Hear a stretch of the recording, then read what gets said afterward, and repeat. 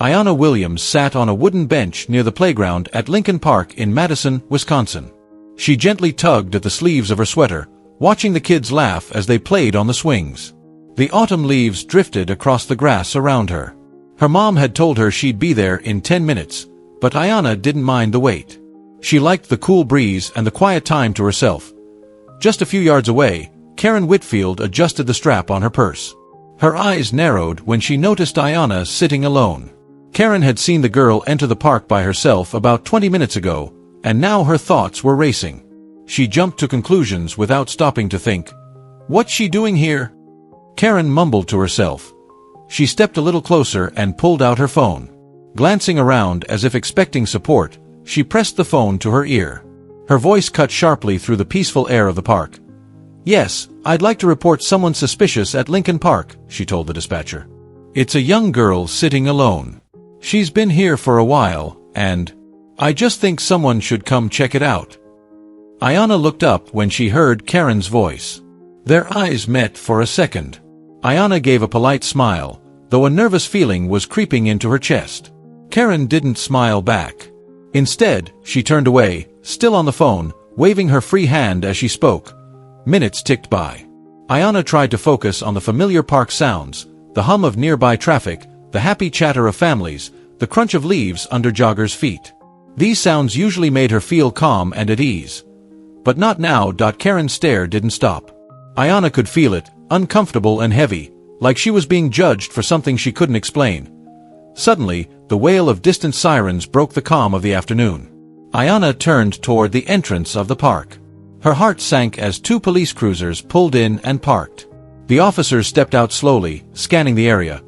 Karen quickly waved them over, her voice rising again as she pointed directly at Ayanna. "There she is," Karen said.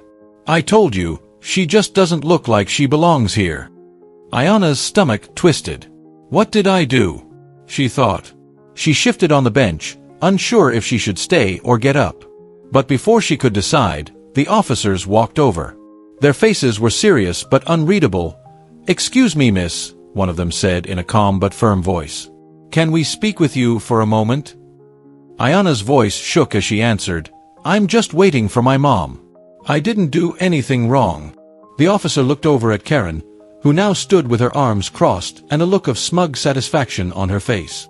He sighed and told Ayanna to stay seated. And in that moment, Ayanna realized something. This wasn't about anything she had done. It was about who Karen thought she was. That truth hit harder than anything else. The officers stood tall over Ayanna. The late afternoon sun stretched their shadows across the bench where she sat. One officer pulled out a notebook and opened it carefully, ready to write. The other adjusted his utility belt, glanced around, then looked back at Ayanna. His eyes settled on her face, waiting for an answer. "What's your name, young lady?" the taller officer asked. Ayanna spoke quietly, her hands clenched tightly in her lap. She was trying to stay calm, but the lump in her throat made it hard to get the words out. "Ayanna Williams," she said softly. "And what are you doing here?" His voice was neutral, but there was something in his tone that made it clear. He wasn't sure if her answer would be enough. "I'm just waiting for my mom," Ayanna replied, this time with more confidence. "She's coming to pick me up." Before she could say more, Karen Whitfield jumped in, raising her voice again. "She's been sitting here for at least 30 minutes, Karen said, motioning toward the playground. "And she's been watching the kids. I don't know what her intentions are, but I figured it was better to be safe than sorry." Ayanna turned her head toward Karen, her jaw tightening. "I wasn't watching the playground," she said, her voice steady but tense. "I was just sitting here, minding my business." The shorter officer looked from Karen back to Ayanna. "Do you have any ID?" Ayanna looked confused. "I'm 14, she said. "I don't carry ID." The taller officer sighed, shifting his stance. "Do you have a phone? Can you call your mom?" Ayanna nodded slowly and pulled out her phone. Her hands were shaking as she dialed.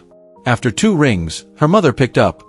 "Hey baby," came the warm, steady voice of Latasha Johnson. That familiar sound hit Ayanna like a wave of comfort. She clung to it. "Mom," Ayanna said, her voice cracking a little, "the police are here asking me questions. Can you come now?" There was a short pause, then a quick, sharp breath from her mother. "I'm on my way," Latasha replied, her tone suddenly firm and all business. "Don't move. And don't let them move you." The call ended. Ayana lowered her phone. "She's coming," she said quietly. The two officers exchanged a look. The shorter one stepped away to speak into his radio. The taller one stayed in place, his eyes drifting toward Karen, who stood with her arms crossed and a satisfied look on her face. "I mean, you can't be too careful these days," Karen muttered, mostly to herself. "You just never know." Ayana's hands balled into fists at her sides. Her fear was still there, but now it was tangled with frustration. Every little sound around her seemed louder, the chirping birds, the rustling leaves, the soft voices of people nearby who had started to notice something was going on. Then a car engine broke the tension. A sleek black SUV pulled up just past the police cruisers. The driver's door opened. Latasha Johnson stepped out. She wasn't just Ayana's mother, she was also the mayor of Madison, Wisconsin. And her face showed it all, calm, serious, and burning with quiet fury. Her heels clicked sharply against the pavement as she walked toward the group. She wore a crisp blazer, and her presence was impossible to ignore. The whispers from onlookers faded into silence. Ayana stood up quickly, relief washing over her. But her mother didn't take her eyes off the officers, or Karen. "What's going on here?" Latasha asked, her voice cool but cutting through the silence like a knife. She looked from the taller officer to Karen. "Why are you questioning my daughter?" The taller officer straightened up and cleared his throat. "Ma'am, we got a call about someone suspicious in the park, and we were just—" Latasha held up her hand, cutting him off mid-sentence. "Suspicious," she repeated, her tone sharp with disbelief. "What exactly made her suspicious? Sitting on a bench? Being in a public park?" Karen stepped forward, her confidence starting to crack under Latasha's stare. "Look, I didn't mean any harm," she said, sounding defensive. I didn't recognize her, and she was sitting there alone for a while. I just thought it was strange," Karen said quietly. "Strange?"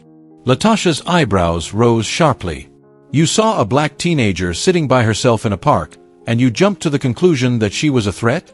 Do you have any idea how dangerous that kind of thinking is?"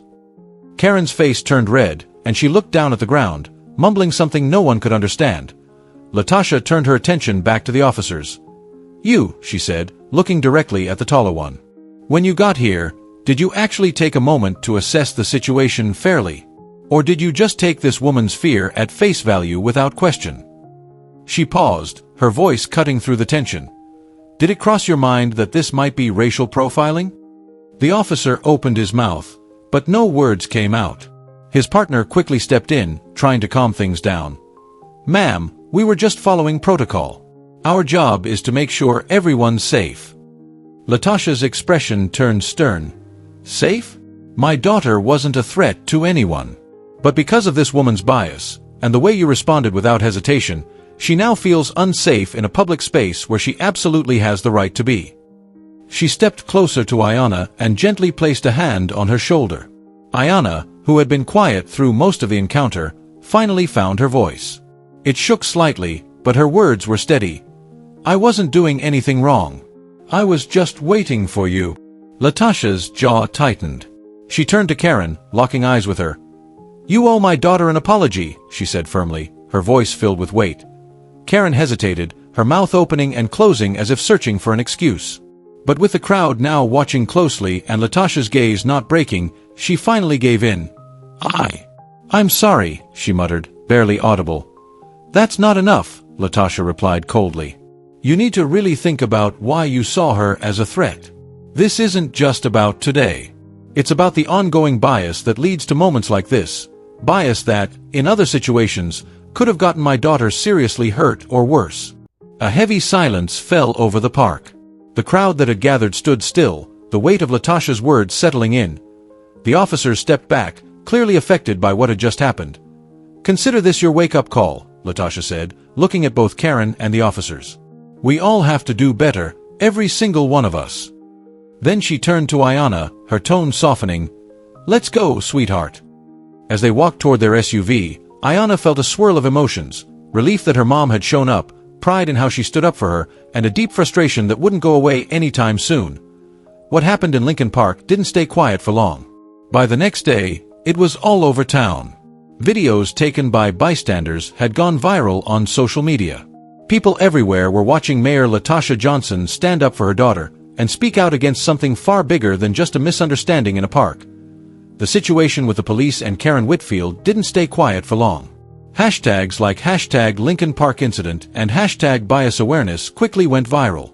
At City Hall, reporters gathered in droves, shouting questions at LaTosha Johnson as she made her way inside. Inside her office, the phone rang non-stop.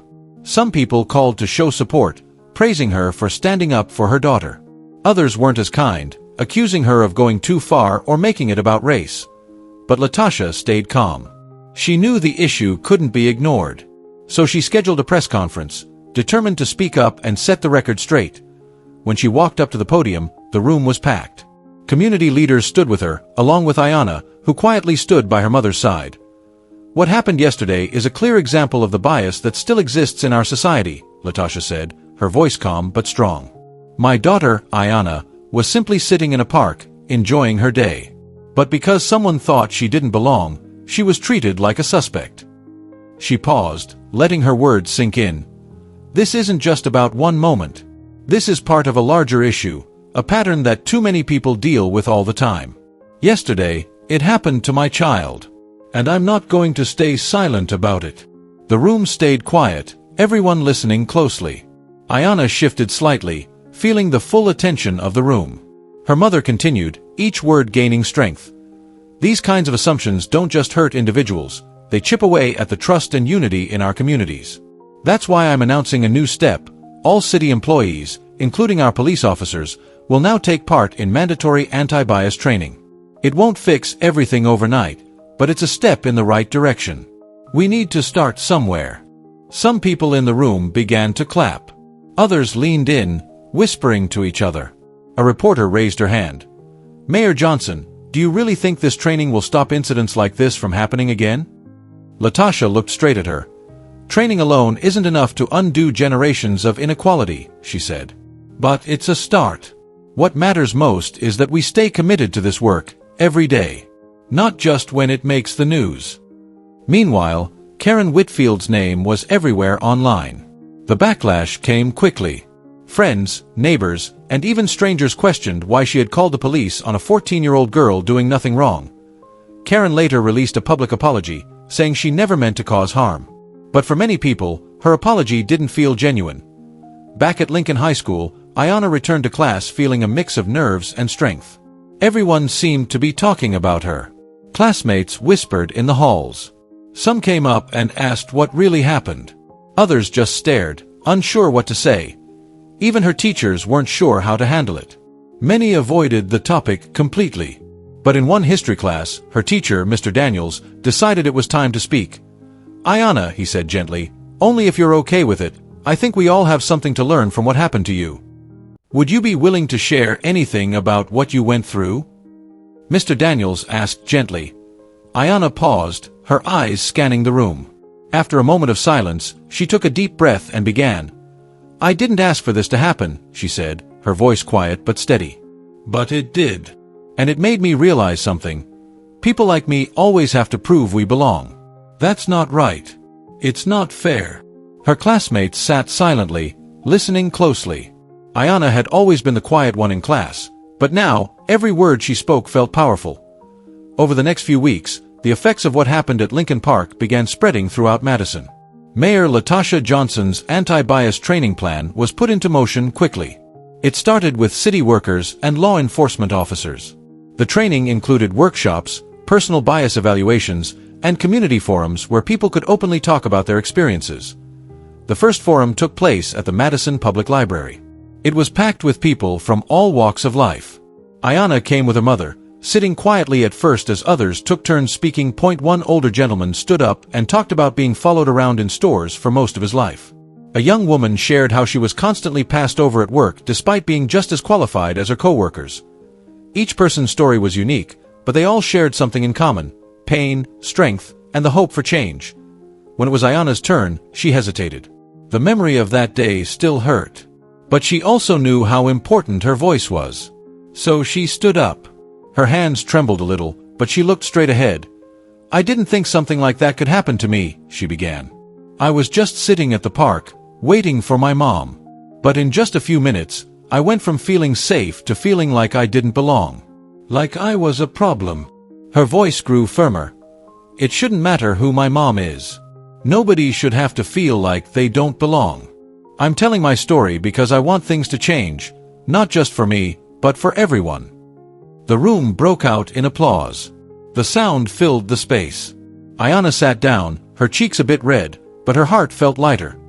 Meanwhile, Karen Whitfield had stayed out of the public eye. Her apology hadn't done much to calm the anger around her. But quietly, she began showing up at the forums too.